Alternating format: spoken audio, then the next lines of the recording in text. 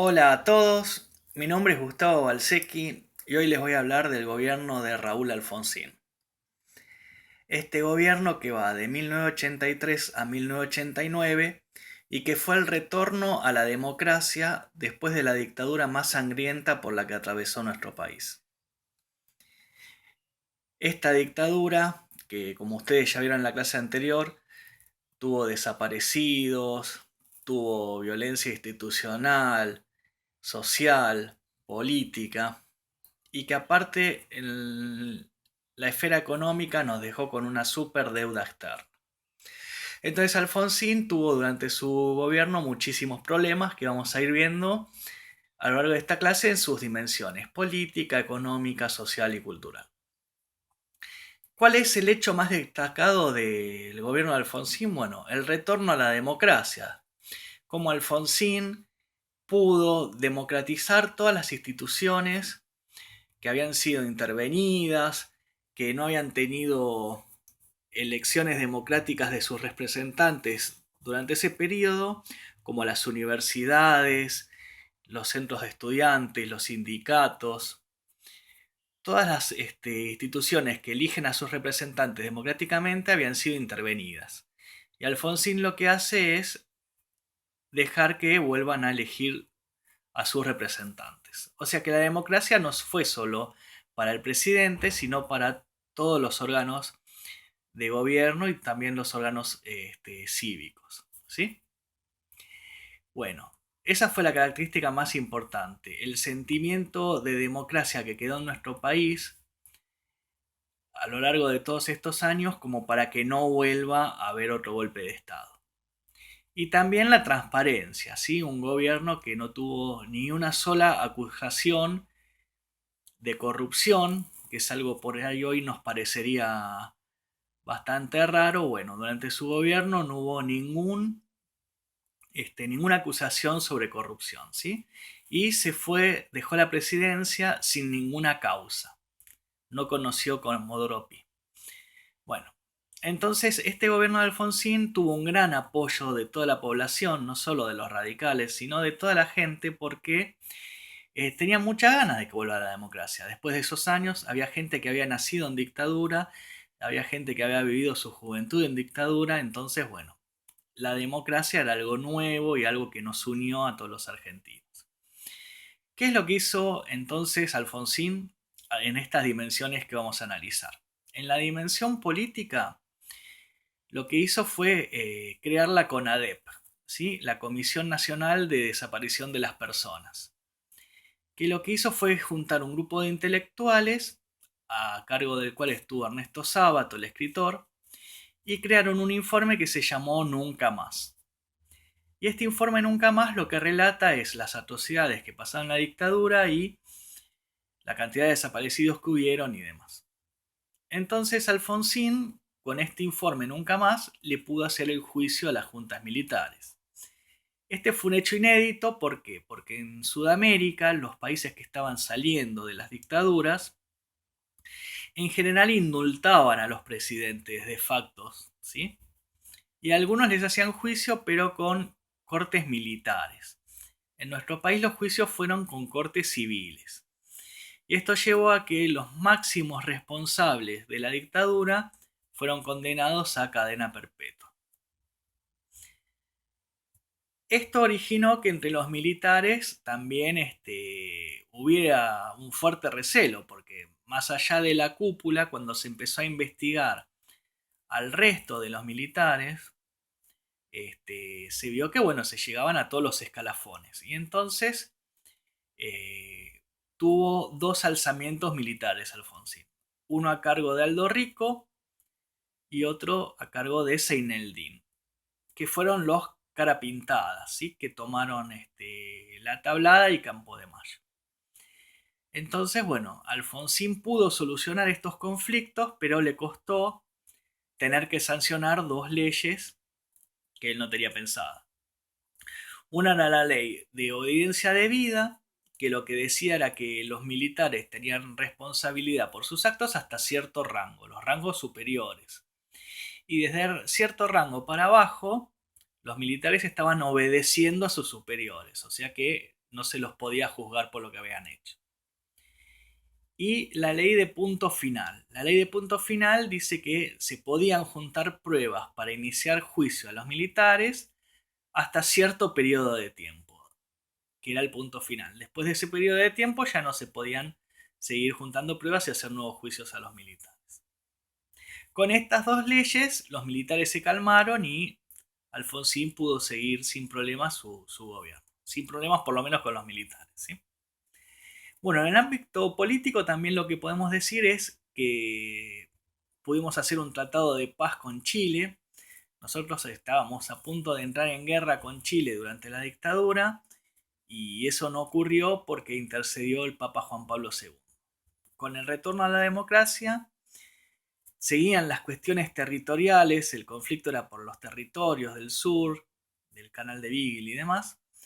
Y entonces lo que Alfonsín hizo fue un plebiscito, ¿sí? Un plebiscito que vos decías sí o no si estabas de acuerdo con la paz con Chile y ganó el sí. Entonces, eso también fue algo nuevo, ¿no? Como dirimir un conflicto que podía haber pasado o por él o por el Congreso, cómo se lo trasladó a la población hizo que la gente pueda elegir qué prefería. También empezaron las negociaciones para la creación del Mercosur, algo muy importante, ¿sí? La Unión Latinoamericana. ¿Y qué más tengo anotado acá? Bueno, trató de trasladar la capital federal a Viedma. ¿Para qué? Para que no se concentre todo en Buenos Aires, sino también que en el sur se pueda poblar un poco más. Esa última no prosperó, ¿sí? Bueno, la dimensión económica.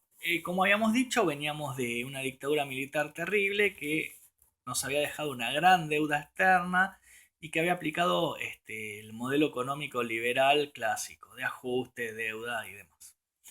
Entonces Alfonsín se encuentra con muchos pobres. Y entonces lo que lanza es la caja PAN, el Plan Alimentario Nacional.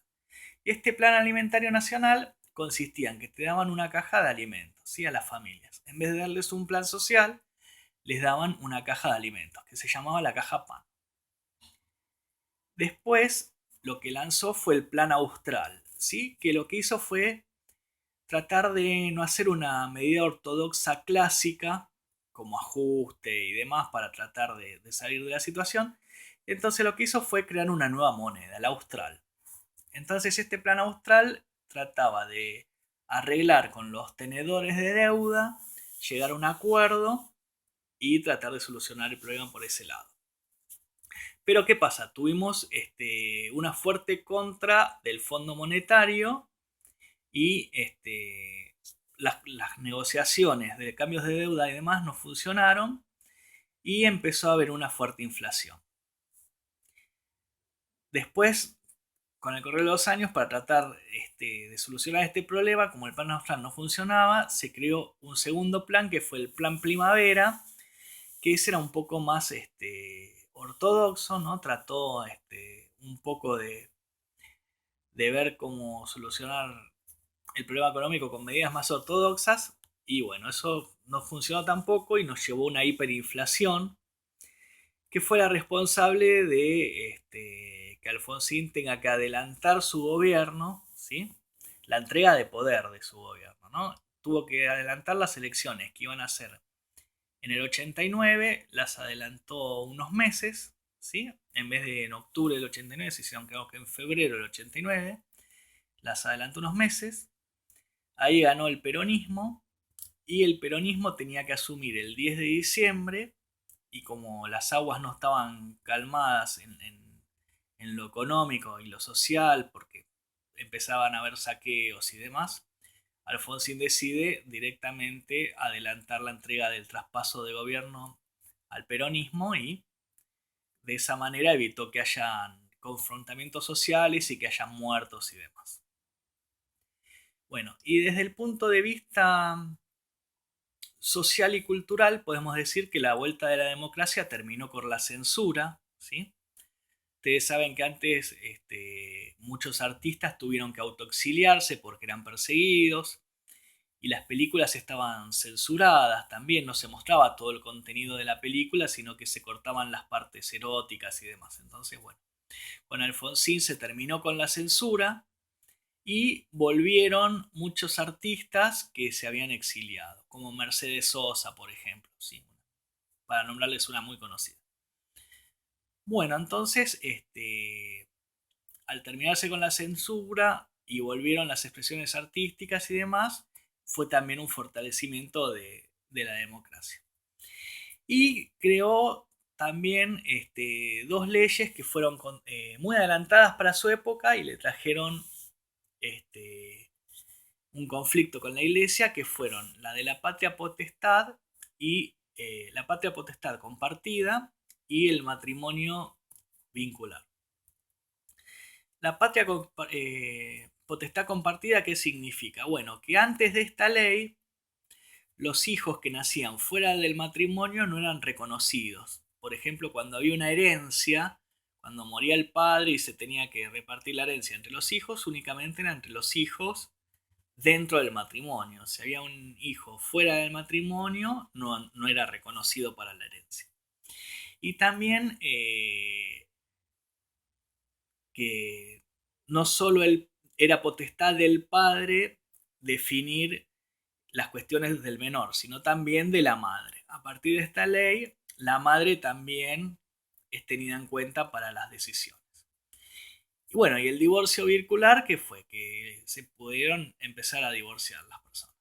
Sí, que antes no podían. Alfonsín fue recordado mucho por el juicio a las juntas y por ahí poco por algunas leyes sociales que hizo que también fueron muy importantes.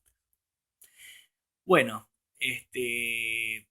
me queda por último nombrar que hizo el Congreso Pedagógico Nacional para reestructurar la educación en las escuelas primarias y que aumentó el presupuesto de la educación.